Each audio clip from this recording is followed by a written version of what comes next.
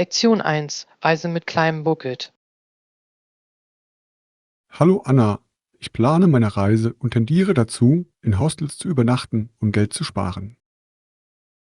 Hallo John, das ist eine kluge Wahl. Hostels sind auch eine tolle Möglichkeit, Mitreisende kennenzulernen. Genau, ich liebe die Idee, Erfahrungen mit Menschen aus verschiedenen Orten zu teilen. Es ist eine einzigartige Gelegenheit. Haben Sie sich schon konkrete Hostels angeschaut? Ich habe ein paar mit tollen Bewertungen gefunden. Einige bieten sogar kostenloses Frühstück und Gruppenaktivitäten an.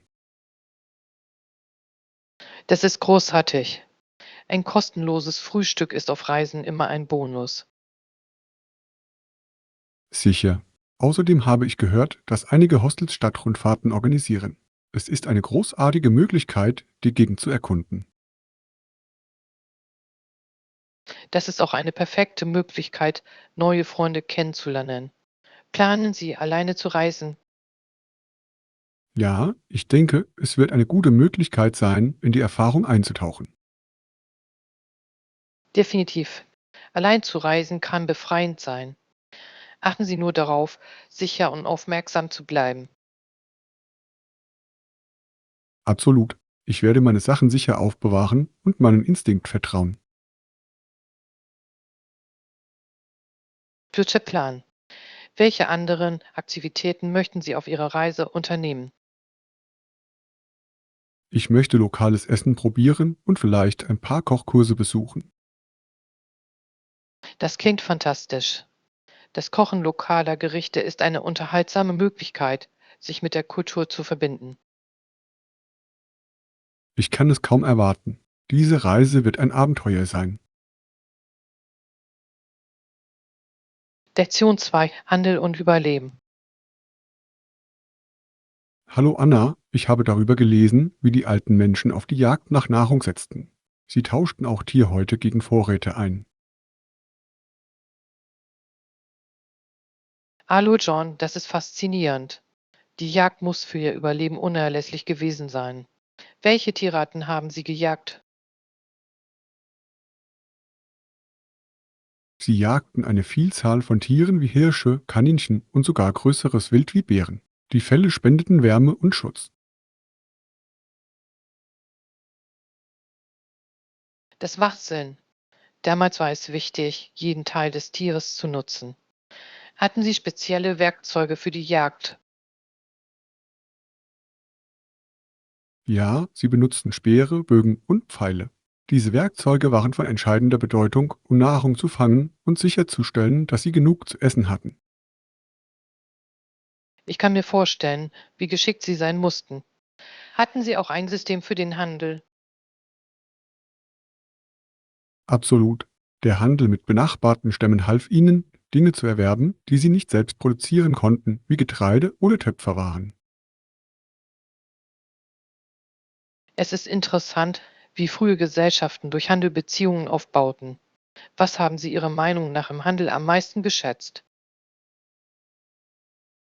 Ich denke, Lebensmittel und Werkzeuge wurden sehr geschätzt, aber auch Dinge wie Schmuck oder Dekorationsgegenstände. Sie haben ihrem Leben Schönheit verliehen. Was? Es ist erstaunlich, wie vernetzt Ihr Leben auch ohne moderne Technologie war. Definitiv. Es zeigt, wie einfallsreich Menschen sein können. Ich frage mich, wie sie während des Handels kommuniziert haben. Sie verwendeten wahrscheinlich Gesten und einfache Worte. Für den Handel wäre ein grundlegendes Verständnis der gegenseitigen Bedürfnisse erforderlich gewesen. Sehr wahr. Es ist ein faszinierender Einblick in das Leben und die Anpassung der frühen Menschen. Lektion 3: Das Jury-System. Hallo Anna, ich habe über die Ursprünge des Jurysystems gelesen. Angefangen hat alles mit Fällen, in denen die Leute von der Tat wussten. Hallo John, das ist interessant. Das Opfer und die beschuldigte Person waren also Schlüsselakteure beim Beginn des Schwurgerichtsverfahrens. Genau. Die Idee bestand darin, normale Bürger dabei zu unterstützen, die Wahrheit herauszufinden. Dadurch wurde der Prozess demokratischer. Das ist eine bedeutende Veränderung gegenüber der bloßen Entscheidung eines Richters. Wie wurden damals die Juroren ausgewählt? Anfänglich wurden die Geschworenen oft aus der örtlichen Gemeinde ausgewählt, was sicherstellte, dass sie über die beteiligten Personen Bescheid wussten. Das macht Sinn. Die Einbeziehung der Menschen vor Ort könnte zu gerechteren Urteilen führen. Hat sich dieses System im Laufe der Zeit weiterentwickelt? Ja, das hat es. Im Laufe der Jahre wurde der Auswahlprozess strukturierter, um Unparteilichkeit und Fairness zu gewährleisten. Ich verstehe. Es ist faszinierend, wie das Rechtssystem gewachsen ist. Was sind Ihrer Meinung nach die Herausforderungen einer Jury? Eine Herausforderung besteht darin, sicherzustellen, dass die Geschworenen unvoreingenommen bleiben. Sie müssen sich nur auf die vor Gericht vorgelegten Beweise konzentrieren. Das stimmt. Es kann schwierig sein, persönliche Meinungen beiseite zu lassen. Haben Sie jemals in einer Jury gedient? Noch nicht, aber ich denke, es wäre eine interessante Erfahrung. Es ist eine Chance, am Justizsystem teilzunehmen. Versuch. Es ist eine Bürgerpflicht, die dazu beiträgt, Gerechtigkeit und Fairness in der Gesellschaft aufrechtzuerhalten. Ich stimme zu. Das Verständnis des Juryprozesses ist für jeden von entscheidender Bedeutung. Lektion 4. Jetag-Erlebnisse. Hallo Anna, hast du nach einer Reise jemals einen Jetlag erlebt? Hallo John, ja, das habe ich. Es betrifft mich immer, besonders nach langen Flügen. Irre.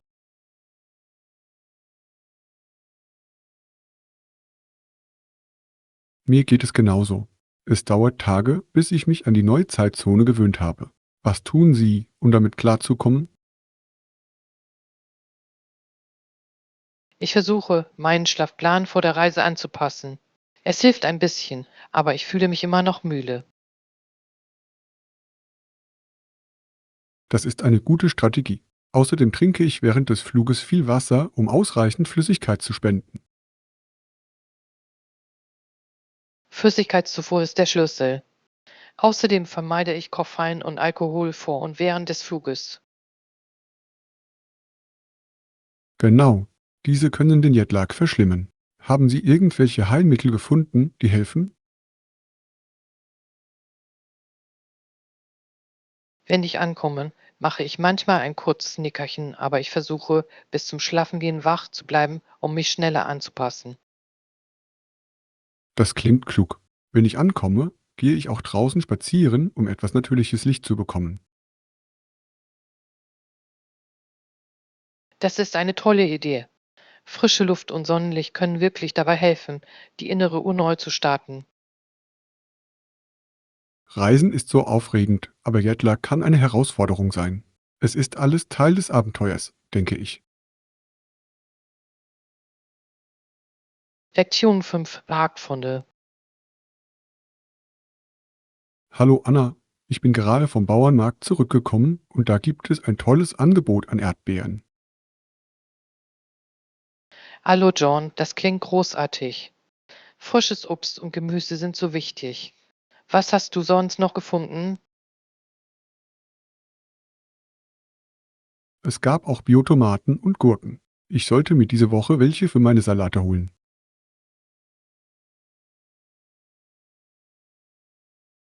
Definitiv. Frische Produkte machen einen großen Geschmacksunterschied. Kochen Sie oft mit ihnen. Ich versuche es. Ich liebe es, Salate und Pfannengerichte zuzubereiten. Es ist eine gesunde Art zu essen. Ich stimme zu. Außerdem macht es Spaß, mit verschiedenen Rezepten zu experimentieren. Haben Sie in letzter Zeit neue Gerichte probiert? Ja, ich habe einen Quinoa-Salat mit Tomaten, Gurken und einer Zitronenvinaigrette gemacht. Es hat sehr gut geschmeckt. Das klingt erfrischend. Ich liebe es, meinen Gerichten Zitrone hinzuzufügen. Es hält die Aromen auf. Genau. Ich füge auch gerne Kräuter aus meinem Garten hinzu. Frische Basilikum und Petersilie verstärken den Geschmack. Das ist eine tolle Idee. Ich sollte auch einen kleinen Kräutergarten anlegen. Das ist so praktisch. Das ist es wirklich. Außerdem ist es befriedigend, seine eigenen Zutaten anzubauen. Was kochen Sie gerne?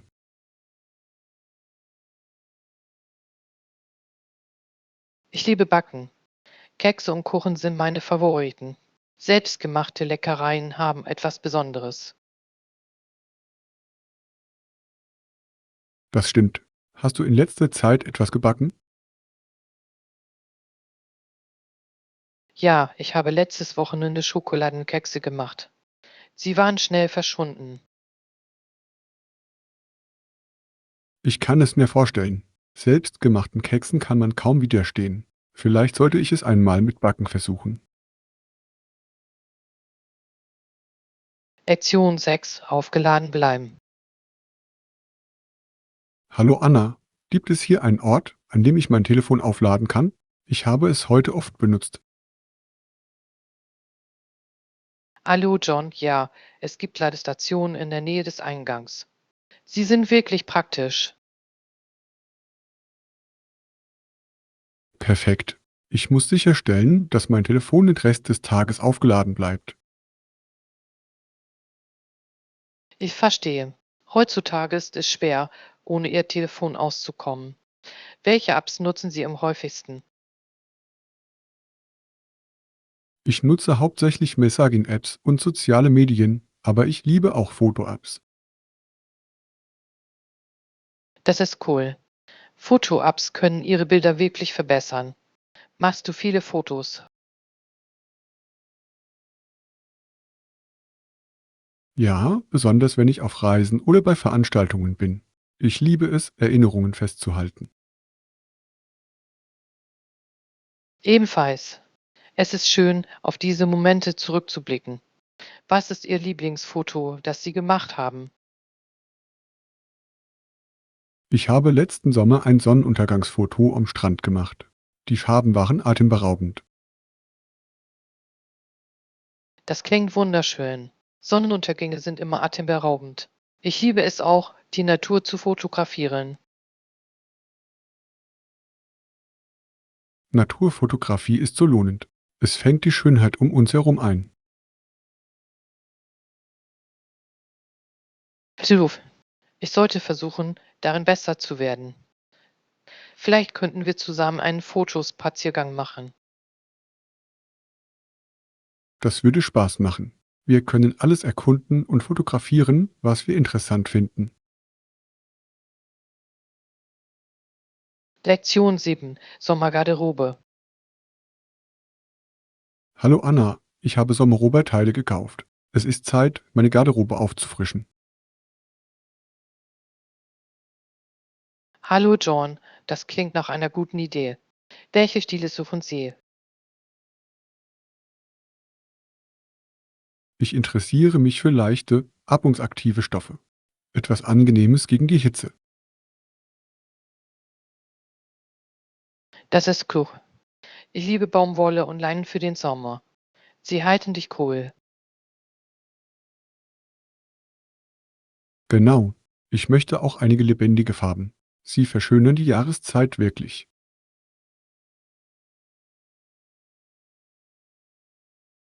Helle Farben sind perfekt für den Sommer.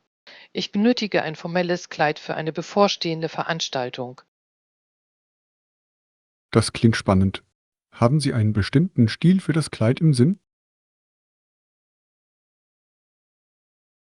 Ich denke über etwas Elegantes, aber Bequemes nach. Vielleicht ein Blumenmuster. Blumenmuster eignen sich hervorragend für Sommerveranstaltungen. Sie sind lustig und stilvoll. Ja, ich möchte auch ein Kleid finden, das ich zu verschiedenen Anlässen tragen kann. Vielseitige Kleider sind die besten. Sie können sie ganz einfach schick oder lässig kleiden. Ja, ich werde weiter suchen. Es ist immer schön, das perfekte Outfit zu finden. Absolut. Lassen Sie es mich wissen, wenn Sie etwas Tolles finden. Ich würde gerne dein neues Kleid sehen. Lektion 8: Die Kunst des Schreibens. Hallo Anna, ich habe darüber nachgedacht, wie Schriftsteller Charaktere erschaffen. Es ist interessant, dass sie nicht immer mit jedem Wort ihrer Charaktere einverstanden sind. Hallo John, das ist ein toller Punkt. Beim Schreiben ist es eine Binsenweisheit, dass Charaktere Gedanken und Ideen zum Ausdruck bringen können, die von den eigenen Ansichten des Autors abweichen. Genau, es verleiht der Geschichte Tiefe. Charaktere können ihre eigenen Stimmen und Perspektiven haben, wodurch sie sich realer anfühlen. Ja, und es ermöglicht den Lesern, verschiedene Seiten eines Themas zu sehen. Haben Sie ein Lieblingsbuch, in dem die Charaktere starke, unterschiedliche Stimmen haben? Definitiv. In Bride and Priudike hat jeder Charakter eine einzigartige Persönlichkeit und Sichtweise. Jane Austen stellt ihre Gedanken meisterhaft dar.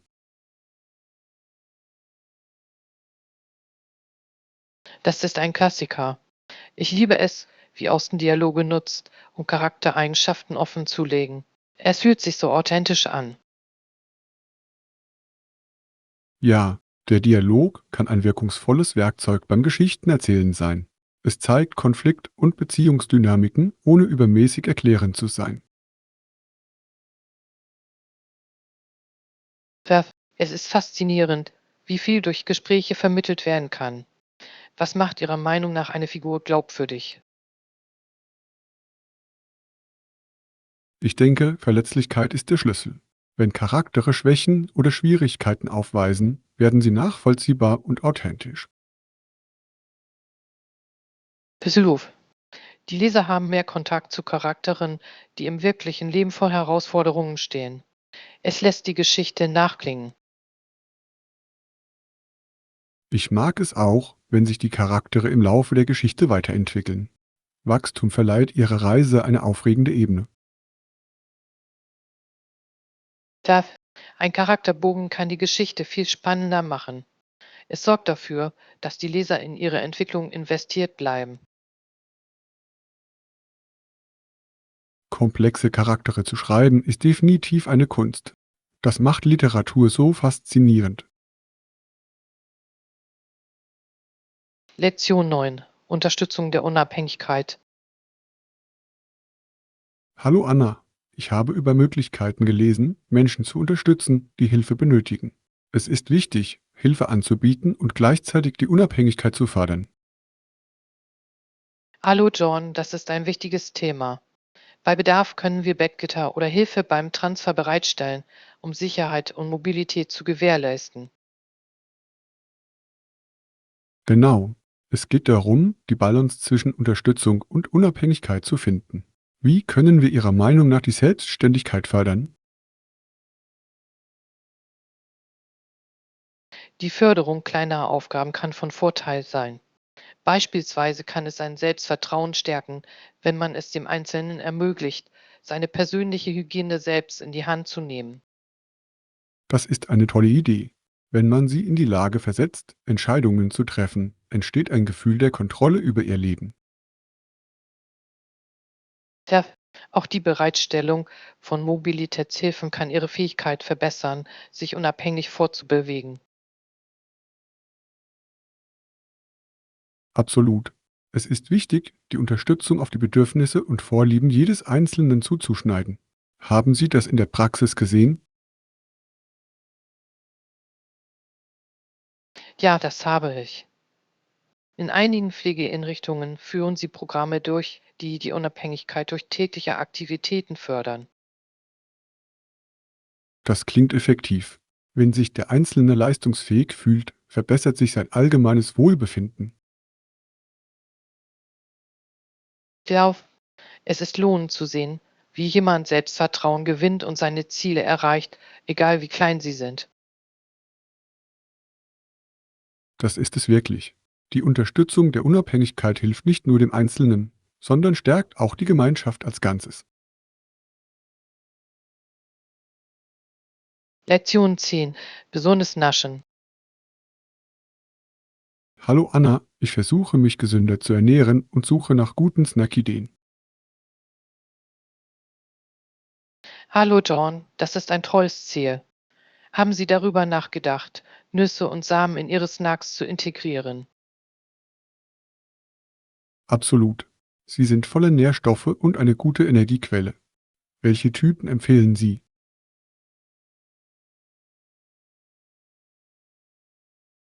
Mandeln und Walnüsse sind fantastisch. Sie sind reich an gesunden Fetten und Proteinen. Außerdem sind sie leicht zu tragen. Das stimmt. Ich liebe auch Sonnenblumenkerne. Sie sind lecker und eignen sich gut zum Knabbern für unterwegs. Verf Sie können sie sogar mit Trockenfrüchten mischen, um eine köstliche Stundenfuttermischung zu erhalten. Es ist perfekt für einen schnellen Energieschub. Ich liebe diese Idee. Wie wäre es mit anderen gesunden Optionen? Selbstgemachte Müsliriegel sind ausgezeichnet. Sie können sie mit Ihren Lieblingszutaten individuell gestalten. Das hört sich lustig an. Was gibst du normalerweise hinein? Ich mag Haferhonig, Nüsse und etwas dunkle Schokolade. Es ist eine großartige Kombination aus Aromen und Texturen. Lecker. Ich sollte versuchen, mein eigenes zu machen. Es wäre gesünder als im Laden gekaufte Optionen. Definitiv. Außerdem können Sie die Zutaten kontrollieren. Es ist eine Win-Win-Situation für Ihre Gesundheit und Ihren Gaumen. Danke für die Vorschläge, Anna. Ich freue mich darauf, gesünder zu naschen. Lektion 11. Herz der Nation. Hallo Anna. Ich habe über die Goldküste nachgedacht und wie sie beide Enden unserer Nation repräsentiert. Hallo John, das ist eine interessante Perspektive. Es unterstreicht wirklich die Vielfalt und Schönheit, die wir haben. Was liegt Ihrer Meinung nach dazwischen? Dazwischen liegt das Herz unseres Wahlkreises, wo die Mittelschicht gedeiht. Es ist für unsere Wirtschaft und Kultur von wesentlicher Bedeutung. Besuch. Die Mittelschicht spielt eine entscheidende Rolle bei der Gestaltung von Gemeinschaften und der Förderung des Fortschritts. Vor welchen Herausforderungen stehen Sie Ihrer Meinung nach? Sie haben oft mit steigenden Lebenshaltungskosten und Arbeitsplatzsicherheit zu kämpfen. Für sie ist die Vereinbarkeit von Berufs- und Familienleben von entscheidender Bedeutung. Ja, und der Zugang zu Bildung und Gesundheitsversorgung ist ebenfalls wichtig. Es beeinträchtigt ihre allgemeine Lebensqualität. Rechts. Für politische Entscheidungsträger ist es wichtig, Initiativen zu unterstützen, die der Mittelschicht zugutekommen. Welche Veränderungen wünschen Sie sich? Ich würde mir mehr bezahlbare Wohnmöglichkeiten und bessere öffentliche Verkehrsmittel wünschen. Es würde einen erheblichen Unterschied machen. Das sind tolle Punkte. Investitionen in die Infrastruktur können dazu beitragen, eine nachhaltigere Zukunft für alle zu schaffen. Vielleicht, es ist alles miteinander verbunden. Wenn die Mittelschicht gedeiht, profitiert die gesamte Gemeinschaft. Gut gesagt. Wir sollten uns weiterhin für ihre Bedürfnisse einsetzen und auf integratives Wachstum hinarbeiten. Lektion 12. Eisetitz. Hallo Anna, ich habe eine Reise geplant und mir ist klar geworden, dass ich früh buchen sollte, um die besten Angebote zu bekommen. Hallo John, das ist ein guter Punkt. Vorausschauendes Planen kann wirklich Geld sparen. Haben Sie ein Ziel vor Augen? Ich denke darüber nach, einen Nationalpark zu besuchen. Ich möchte die Natur erkunden und wandern. Das klingt wunderbar. Nationalparks eignen sich hervorragend für Outdoor-Aktivitäten. Gibt es bestimmte Parks, die Sie in Betracht ziehen? Ich schaue mir Yellowstone an. Ich habe gehört, dass die Landschaft atemberaubend und die Tierwelt unglaublich ist. Yellowstone ist eine fantastische Wahl. Haben Sie nach geführten Touren oder Aktivitäten gesucht? Noch nicht, aber ich habe es vor. Ich würde gerne mehr über die besten Sehenswürdigkeiten und Aktivitäten erfahren. Sie sollten sich auf jeden Fall nach einer geführten Touren umsehen. Sie bieten viele Einblicke in die Geschichte und Ökologie des Parks. Das ist eine tolle Idee. Ich werde diese unbedingt im Voraus buchen. Habt ihr weitere Empfehlungen für Ausflugsziele?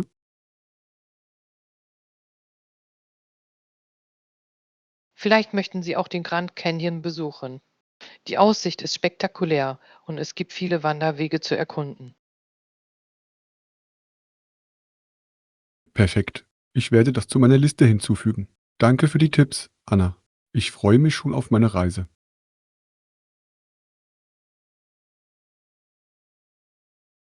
Lektion 13. Unkonventionelle Wege. Hallo Anna. Ich habe kürzlich von einem berühmten Sportler namens Simpson erfahren, der seine Profikarriere damit begann, dass er vor seinem Abschluss die Schule abbrach. Hallo John, das ist faszinierend. Es ist interessant, wie manche Menschen unkonventionelle Wege zum Erfolg gehen. Was geschah als nächstes für ihn? Unmittelbar nach seinem Ausstieg unterschrieb er einen Dreijahresvertrag bei einem großen Team. Es zeigt, dass Talent manchmal die formale Bildung überwiegen kann. Suf, es ist eine Erinnerung daran, dass es viele Möglichkeiten gibt, Ihre Träume zu verwirklichen. Denken Sie aber, dass Bildung immer noch wichtig ist. Ja, das glaube ich. Bildung vermittelt wertvolle Fähigkeiten und Kenntnisse, ist aber nicht der einzige Weg. Erfahrung und Leidenschaft können ebenso wichtig sein.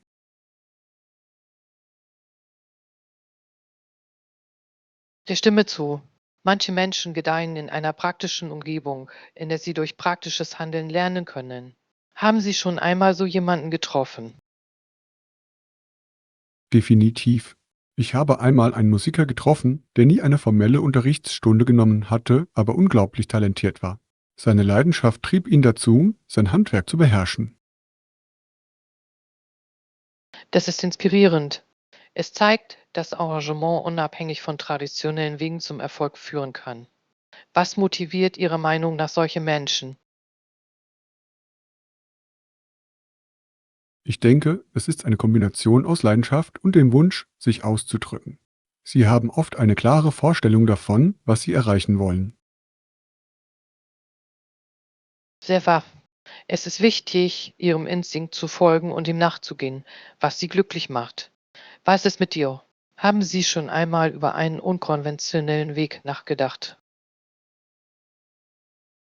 Manchmal denke ich darüber nach, meinen Hobbys ernsthafter nachzugehen, wie Schreiben oder Fotografieren. Es gibt so viel Potenzial in kreativen Bereichen. Das ist aufregend. Vielleicht wagen Sie eines Tages diesen Schritt. Es lohnt sich herauszufinden, was Ihnen wirklich ein erfülltes Gefühl gibt. Ich hoffe es. Das Leben ist zu kurz, um seinen Leidenschaften nicht nachzugehen. Lektion 14. Das Geschäft mit dem Sport. Hallo Anna, ich habe gelesen, dass die Ausgaben für Sportmannschaften in den letzten Jahren in die Höhe geschossen sind. Hallo John, das ist ein wichtiges Problem. Angesichts der steigenden Kosten mussten viele Teams und Ligen schwierige Entscheidungen treffen. Was hast du herausgefunden? Einige Teams mussten Personal abbauen oder sogar Spieler entlassen, um ihre Budgets verwalten zu können. Es ist hart für alle Beteiligten. Ich kann es mir vorstellen. Der Druck, wettbewerbsfähig zu bleiben und gleichzeitig die Kosten zu kontrollieren, muss eine Herausforderung sein. Was sind Ihrer Meinung nach die Gründe für diese steigenden Ausgaben? Faktoren wie Spielergehälter, Reisekosten und die Wartung des Veranstaltungsortes tragen erheblich dazu bei. Es ist eine komplexe Situation. Tja, und da die Fans qualitativ hochwertige Erlebnisse erwarten, verspüren die Teams das Bedürfnis, noch mehr zu investieren. Es ist eine schwierige Balance. Genau. Einige Teams erkunden neue Einnahmequellen wie Merchandise und Sponsoring, um die Kosten auszugleichen. Das ist ein kluger Ansatz. Eine Diversifizierung des Einkommens kann zur Stabilisierung der Finanzen beitragen. Haben Sie gesehen, welche kreativen Strategien Teams verwenden? Ja, einige Teams nutzen Technologien, um das Engagement der Fans zu steigern, beispielsweise Virtual Reality Erlebnisse während der Spiele. Das ist innovativ. Es verbindet Fans auf spannende Weise und schafft neue Einnahmemöglichkeiten. Absolut. Es ist faszinierend zu sehen, wie sich die Sportbranche mit den sich verändernden Wirtschaftslandschaften weiterentwickelt. Lektion 15. Inselabenteuer.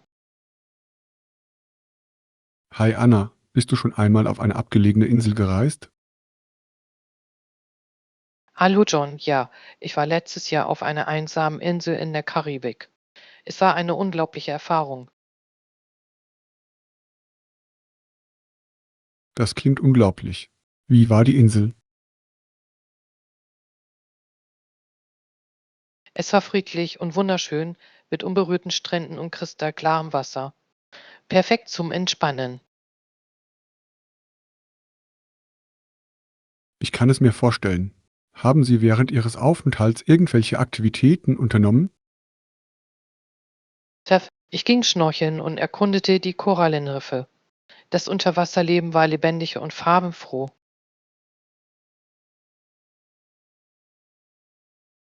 Das klingt wie ein Traum. Ich wollte schon immer einmal Schnorcheln ausprobieren. War es leicht zu lernen? Definitiv.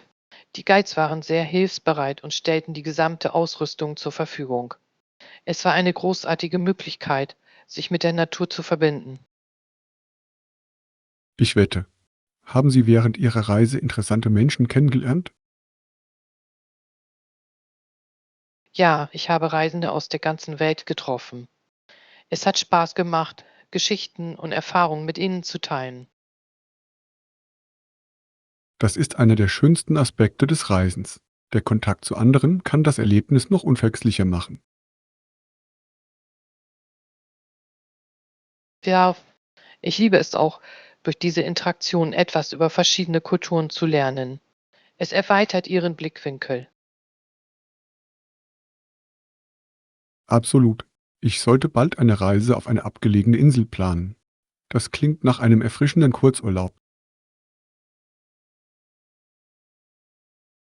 Lektion 16. Pläne für den Seefor. Hallo Anna, ich habe gerade einen wunderschönen See in der Nähe entdeckt, der sich perfekt für einen Wochenendausflug eignet. Hallo John, das klingt großartig. Was gefällt Ihnen am See am besten? Die Landschaft ist atemberaubend, mit hohen Bäumen rund um das Wasser und Bergen im Hintergrund. Es ist so friedlich. Ich liebe das. Seen eignen sich hervorragend zum Entspannen. Sollten wir ein paar Freunde einladen, sich uns anzuschließen. Absolut. Je mehr, desto besser. Wir könnten ein Picknick machen und ein paar Spiele im Freien genießen.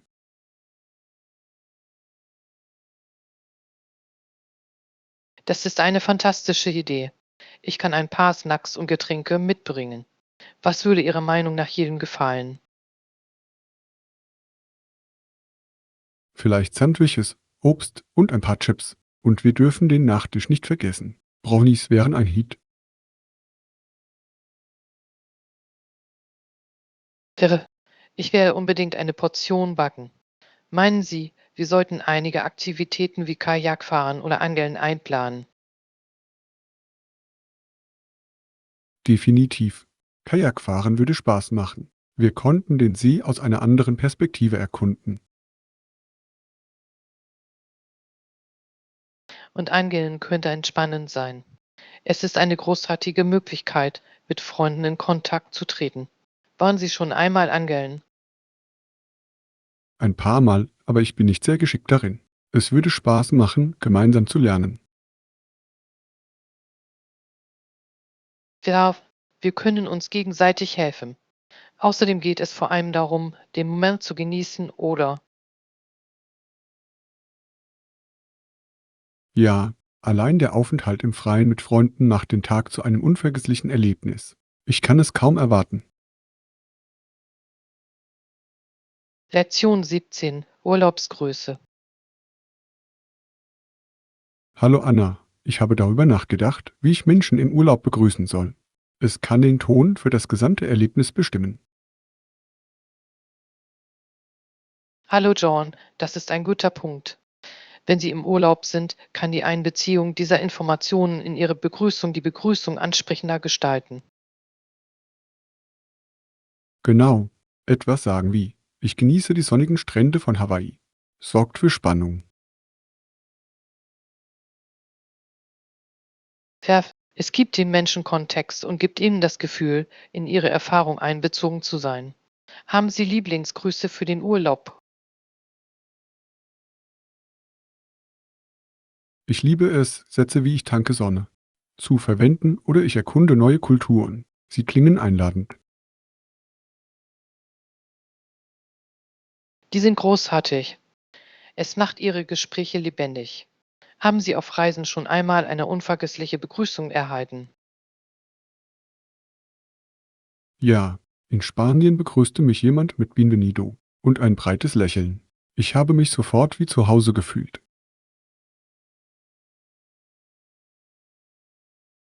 Das ist wunderbar. Eine herzliche Begrüßung kann Ihr Reiseerlebnis wirklich bereichern. Wie wäre es, wenn Sie Einheimische treffen? Ich versuche, ein paar Wörter in ihrer Sprache zu lernen. Einfache Begrüßungen wie Hallo oder Danke tragen wesentlich zum Aufbau einer Beziehung bei. Hilf. Es zeigt Respekt vor Ihrer Kultur. Es ist immer schön, auf Reisen mit Menschen in Kontakt zu kommen.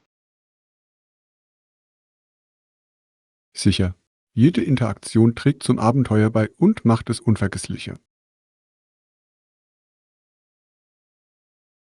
Lektion 18. Gewohnheiten brechen. Hallo Anna, ich habe einen Artikel über jemanden gelesen, der im Januar aufhört, an seinen Nägeln zu kauen, aber im Februar immer wieder damit anfängt. Hallo John, das ist interessant. Es kommt häufig vor, dass Menschen Probleme damit haben, Gewohnheiten aufzugeben. Warum passiert das Ihrer Meinung nach? Ich denke, es liegt oft an Stress oder Angst. Wenn es schwierig wird, verfallen die Menschen vielleicht zu alten Gewohnheiten, um Trost zu finden. Das macht Sinn. Es kann schwierig sein, sich für Veränderungen einzusetzen, insbesondere wenn man mit Herausforderungen konfrontiert wird. Genau. Manchmal brauchen Menschen zusätzliche Unterstützung oder Strategien, die ihnen zum Erfolg verhelfen. Haben Sie schon einmal versucht, eine Gewohnheit aufzugeben? Ja, ich habe versucht, später Bands mit dem Naschen aufzuhören. Anfangs war es schwierig, aber ich fand, dass es hilfreich war, gesunde Snacks in der Nähe zu haben. Das ist eine kluge Strategie. Eine schlechte Angewohnheit durch eine positive zu ersetzen, kann einen großen Unterschied machen. Hilruf. Es geht darum herauszufinden, was für Sie funktioniert. Gibt es Gewohnheiten, die Sie ändern möchten? Ich möchte regelmäßiger Sport treiben. Ich denke, das Setzen spezifischer Ziele würde mir helfen, motiviert zu bleiben. Das ist eine tolle Idee. Vielleicht könnten Sie mit kurzen Trainingseinheiten beginnen und diese schrittweise steigern.